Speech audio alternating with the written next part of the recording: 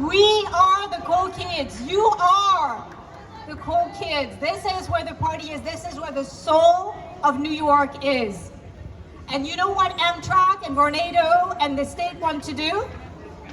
They want to tear it down. They want to tear down the very soul of the city. This is why we love New York. It's for the culture. It's for the music. You don't want to listen to me. You want to listen to them. But you have to listen to me because I have an important message. We will not allow this district to go down. We will fight until the bitter end. So let me tell you a few things. I wrote some quick remarks. First of all, I want to thank John Mudd. This would not happen without John Mudd. Where is he? John is the one who makes that stuff happen. I want to thank Steve Marshall. Steve is a power to be reckoned with. Don't mess with Steve Marshall, right? Steve and John and all of us, when we unite, we win. When we fight, we win. And this is a display of how strong we are. Look at the crowds. Look, all day long, people coming and speaking and organizing. This is how we fight the fight. So thank you. Thank you all for being here and for carrying on, even when we get discouraged. So, actually, I will let you speak in 3 minutes. That's my time. Thank you, thank you. So you know, we've noticed something, a pattern in the city is that special interests have way too much power. You know, they call the shots. They're in the room.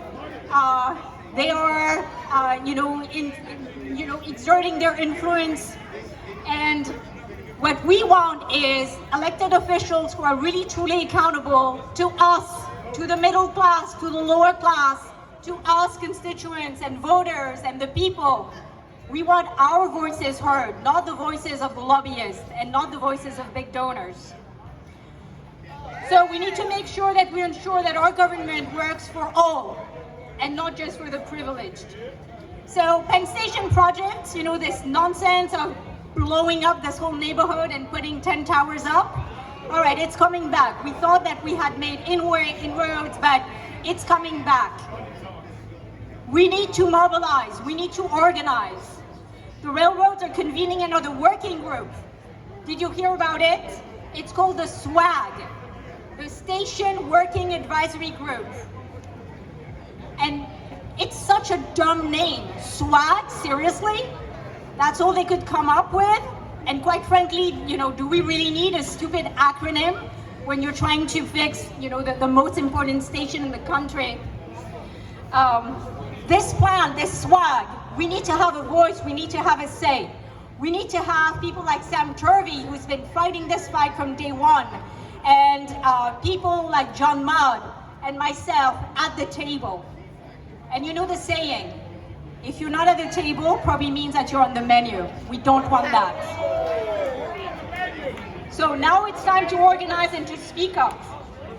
And we have a program, we have a tactic, and we have a will.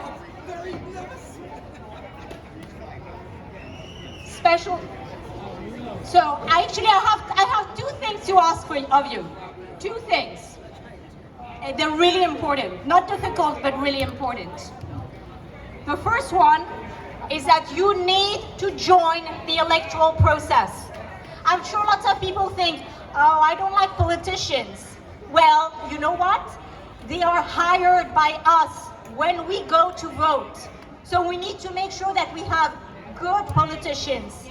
And in order to do that, we need to get involved. How?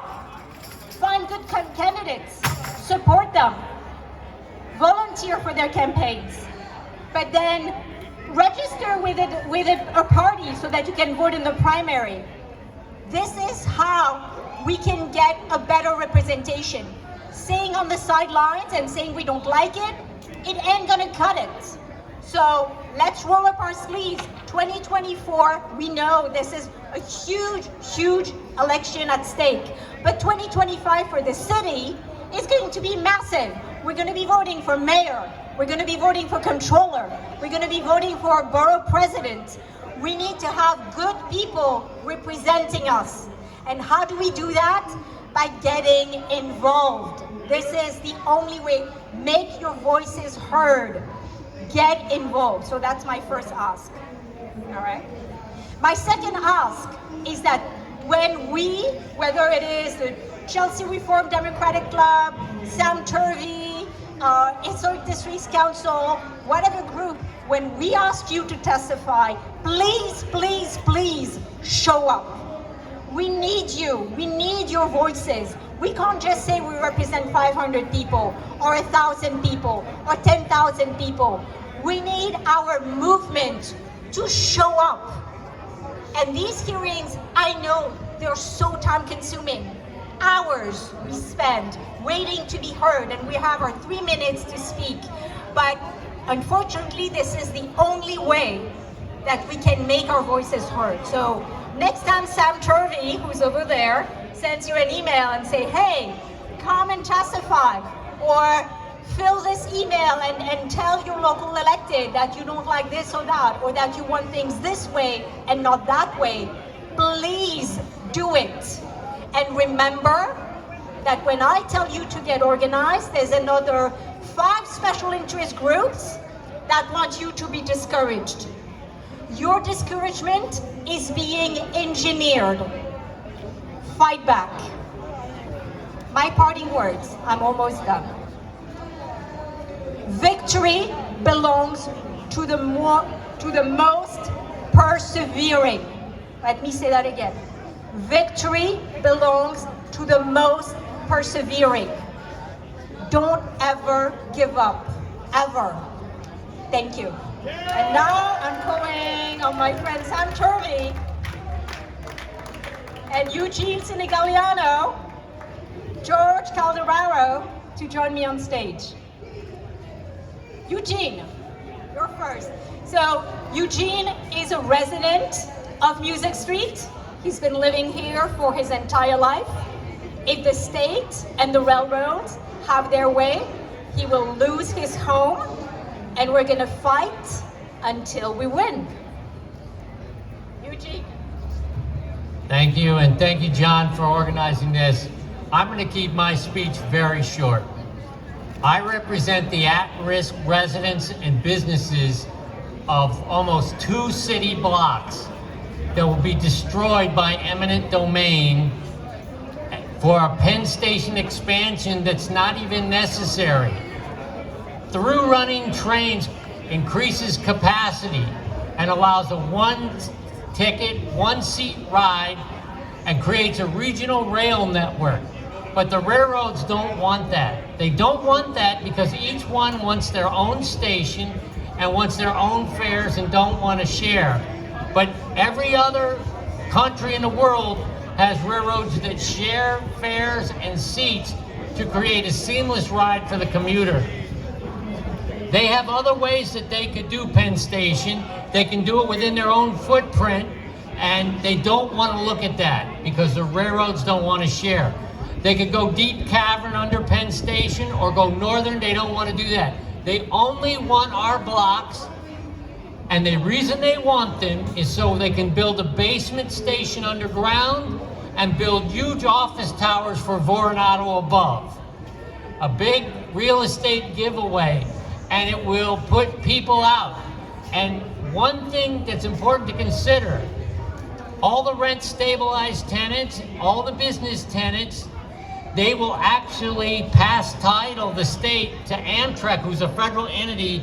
We will not only be displaced, but they will rob us of our rent stabilization because it overrides the state. I'm telling and asking you, and this is the last thing I'm going to say, that the Landmarks Conservancy has a petition asking the railroads to do an independent review with true calculations using the railroad modeling software, which they have not done, for capacity increases with through running in Penn Station like the Rethink design. I'm asking you all to scan the QR code here and sign the petition of the Landmark Conservancy asking for a true independent review.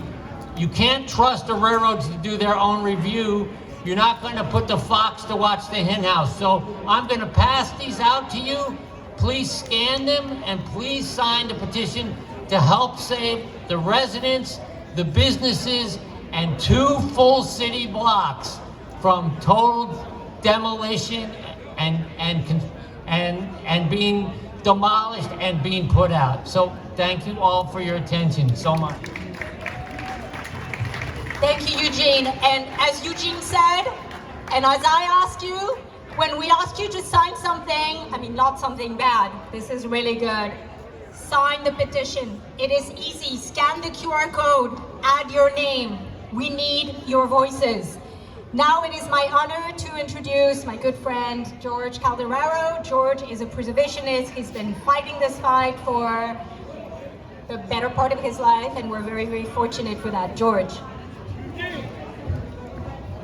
Thank you, Layla. And I'll also point out that the QR code is mounted to this building, which will imminently is slated for demolition. New York State, city, and federal officials should not demolish this block of businesses, affordable housing, and historic buildings to create what is likely to be vacant lots that blight our communities for years. Throughout the city, you'll find block-wide, years-old vacant lots where great historic buildings once stood. Until very recently, the nearby vast block-wide vacant lot across from Penn Station, the busiest transit hub in North America, was the once magnificent McKim-Mead and White Hotel, Pennsylvania, as we all know and mourn. The largest hotel in the world when it was built in 1919. Those 2,000 rooms could easily have been renovated or used for affordable housing for asylum seekers or anyone else seeking affordable housing, especially as the city is now resurrecting single-room occupancy housing. Now the Hotel Stewart, another beautiful building among many large distinguished hotels, is threatened. Vornado was able to demolish the Hotel Pennsylvania with impunity. They should now be made to create a much-needed park on that site while they wait for many years or decades until CEO Steve Roth decides that it's once again time for ground-up development for his inevitably vacant luxury office towers. Instead of adapting and reusing these massive buildings, the Adams administration is partnering with real estate developers in the current multi-pronged offensive to deregulate development in New York City, often using the disingenuous, empty promise of affordable housing. These coordinated efforts include City of Yes, Open New York and its infiltration of community boards, and Abundant New York, a PAC created to pay off pro-development elected officials, as well as other overt and covert tactics to, quote, streamline development and regulation. What these pro-development and pro-developer proposals have in common is that they do not require or even prioritize affordable housing, even though they say that's what they're doing. Rather, they argue they need more units, period, including market rate and luxury units, despite the fact that there are many empty market rate and luxury units, not to mention thousands of units that landlords are sitting on because the rent is too low, according to them. I must emphasize that preservation generally and the city's historic districts preserve thousands of businesses and affordable housing in our historic structures, like these magnificent buildings you're looking at. Finally, I must ask that my and others' criticism of short-sighted pro-development tactics like City of Yes not be branded and lazily dismissed as NIMBY. Our concerns for our community and how they look and function are considered and sincere. NIMBY is an insult developed, promulgated, and abused by the real estate and business community, abetted by the media and politicians. Let's resist NIMBY branding and those who use it to destroy our communities. Thank you. Thank you so much, George. The next speaker is a wonderful architect, an eminence, someone whose writings you should always read. It's so well-researched and informative. it's my pleasure to introduce John Masssengale. Thank you, Layla. Thank you, John. John asked me to be fast, so I will. 51 years ago, the railroad tragically tore down Penn Station. Not only is it the best building ever torn down in New York City, but in the combined Penn Station and Madison Square Garden, we got the worst building in New York. Today, the railroads, Mayor Adams, and Governor Hochul want to tear down this block. The governor represents the real estate state that says the biggest donors get to build the biggest buildings, like for NATO. Mayor Adams represents the city of yes, which has 4,000 pages of zoning changes that say yes to big real estate. If you want to see what the new block will look like, just walk over to Hudson Yards right behind me. The poster child for the city of yes. New York City taxpayers spent over $5 billion to help Steve Ross, or maybe Steve Roth, I get them mixed up, build that pile of unsustainable glass towers that make you feel like you're in Dubai, Mumbai, or Shanghai.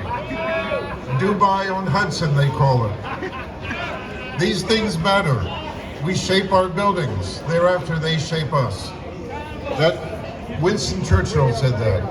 It's the most quoted line in architecture because it's true. Neuroscientists, psychologists, and sociologists confirm it. Architecture matters. So I close with cities and the buildings and streets and squares that make them are among the greatest achievements of our humanity. We want to pass them on to our descendants. We don't want to pass on inhumanly scaled, energy-hogged glass towers that increase climate change and make the world worse now and in the future.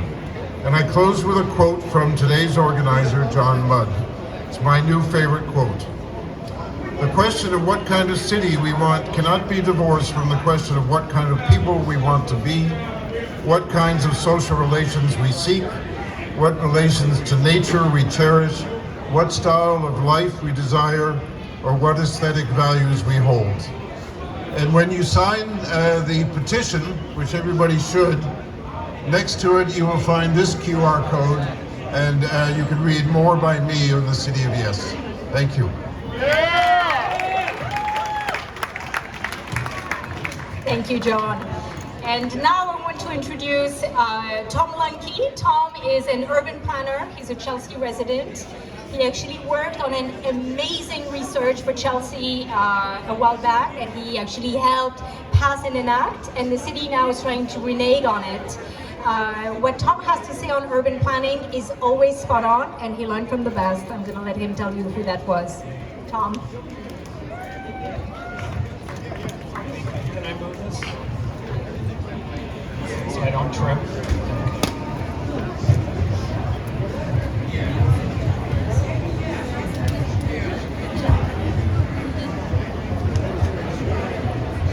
That's good, thank you. Okay, I can hear myself. Can others? Yeah? Yeah. Like that? All right, takes me back to my childhood, yelling for my animals in the woods. Thank you, John Mudd and all the organizers. I also want to give a shout out to Salinas, Jackie, and Renee, who helped educate me on some of what I'm about to say. So thank you very much. As Layla said, my name is Tom Lunke. I am a 32-year resident of Chelsea and a 40-year urban planning professional. Today I address two real estate investment proposals by the related companies that seek to discard decades of community-based planning in favor of profits for its shareholders using publicly owned land. The first proposal aims to override the New York City adopted Chelsea 197A plan, which has protected our sunlit streets, NYCHA campuses, and 370 mature shade trees since 1996. The related company's plans to demolish parts of 6 central Chelsea blocks from 16th Street to 27th Street, 9th to 10th Avenues, destroying over 2,000 government-funded homes and a mature urban forest to make way for high-density, quote-unquote, affordable and market-rate private housing. This move would drastically reduce open space, block sunlight, lower air quality, and threaten the neighborhood's character with vague promises of more quote-unquote affordable housing contingent on government funding. The second proposal rejects a 2009 city-adopted community-based plan for 5,700 apartments on the Western Hudson rail yards between 31st and 33rd Streets, 11th to 12th Avenues, in favor of building 1,500 apartments, a casino, hotel, and office spaces in structures taller than the Empire State Building. This plan would overshadow the High Line and Hudson River Park, further severing Chelsea from Hell's Kitchen. Both proposals threaten our sense of belonging, civic pride, sunlight, tree canopy, and recreational spaces that define our public commons, all for private profit.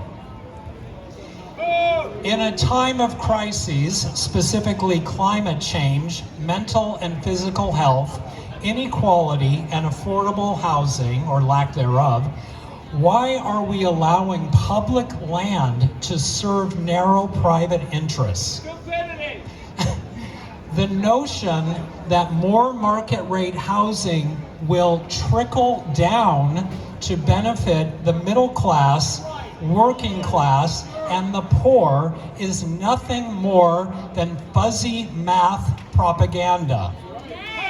The private market builds high-cost housing and casinos for profit, while the financial sector, propped up by our tax dollars, inflates housing prices, denying most of us the opportunity to own a home and build generational wealth. We need to use our tax dollars directly to directly preserve and create housing and healthy environments, not to support failing financial models. I urge everyone to contact their local, state, and federal elected officials to demand community-driven, advocacy-based urban planning, the kind my mentor, Jane Jacobs, fought for. Tell them we want public resources dedicated to preserving and creating housing, local jobs, and a healthy environment without profit-driven middlemen. We deserve nothing less. Thank you.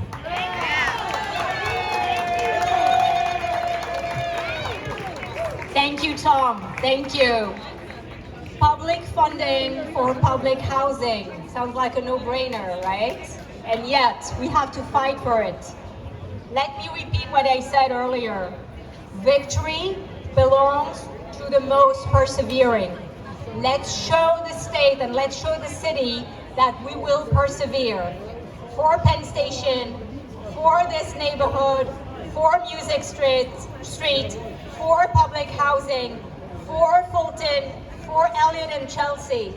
We will fight and we will stay together. Now it is my pleasure to introduce my dear friend Sam Turvey. Sam is activist extraordinaire. He is the king of infrastructure. He is someone who can make you vibrate talking about through running, and that's exactly what he's gonna do. Sam. Thank you all for being here. I can't begin to tell you how much I appreciate it. And while we all have our own faiths, I will thank the Lord for the weather, because whenever you do these events, you pray long and hard for this. But look, I'm not going to speak very long, but I have a few things I'd like to say. The first thing is, a neighborhood is also a terrible thing to waste. This is a beautiful mixed-use neighborhood, and the reward to the people who live in this community, many of them seniors and many of them in rent-stabilized apartments, the reward for sticking by the city through COVID should not be an eviction notice, nor should all the small businesses at Street Front or in 7 Penn Plaza, which is Class B and C office space, which has boatloads of small businesses. Everybody talks about small businesses in every local, state, and federal election until they need your help. The small businesses on this street need your help, and we're asking you to give it to them. And we also don't want to see the historic architecture on this street. These are garment center deco buildings. The church down the street clearly should be a landmark. The Historic Districts Council has a pamphlet that's on the booth right past the red tent about the buildings in this area. They should not be ground to dust like the Hotel Pennsylvania. Now, what do they have in mind for us? The railroads would like the property. The Vornado Realty Trust would like the property. The Vornado Realty Trust has been delusional enough to suggest that this block represents the promised land for their shareholders. Now, I have a real problem with that. That's crazy. When I hear the word promised land, I think of somebody else. And it was a person who had a friend on this neighborhood named Harry Belafonte. And of course, I'm speaking about Dr. Martin Luther King. And he spoke of a promised land. We remember that on the night before he gave his last full measure of devotion, he said, I might not get there with you now, but I want you to know that we as a people will get to the promised land. And we're still fighting to get there. But he was talking about you.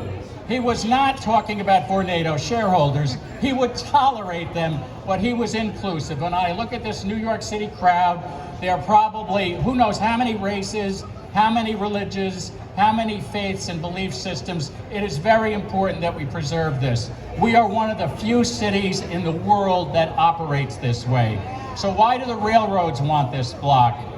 They want the block to use a dated technology called terminal tracks, which has been out of date since about the 50s. All the big cities in Europe have the trains run through a station like Penn Station the same way our subways do. They start in the Bronx, is up, and the Battery's down. They don't stop at the Battery. They come right through Manhattan and go out to Brooklyn. The Jersey Transit train should go out to Long Island. The Long Island train should go out to New Jersey. What happens? The outlying counties are just as connected as the outer boroughs are. It is an equitable, sustainable, environmentally friendly transit plan that has another big advantage. It doesn't just benefit all 20 million residents of the region, it protects the residents of this block, the small businesses, and the landmarks. That is the definition of a win-win. What the railroads have in mind for us is we don't care what you say, we're railroads. They still think it's the last century, then when Robert Barron told them and they could do whatever they want. That is not the case. There is a better way. The Port Authority, never known as a model of progressive behaviors, is building a bus station. They worked with the community. The community said, we don't want you to tear down a couple of blocks of our neighborhood. They said, we're not only not going to tear down any blocks of your neighborhood, we're going to cap some streetways and give you parkland. Yeah, I never thought in my lifetime I'd say something nice about the Port Authority, but they deserve a tremendous amount of credit for how they have worked with the community. Our railroads need to get off the dime and stop fooling themselves and get away from this idea that we don't care what the neighborhood says, we don't care what the people say, we're just going to do whatever the heck we please. No. We have a win-win that'll benefit all 20 million residents of New York City and the members and businesses and landmarks in this community, but also just a terrific, terrific right way to go. It will make us more economically competitive, and it's what we should all be fighting for. So thank you very much, and God bless you for being here.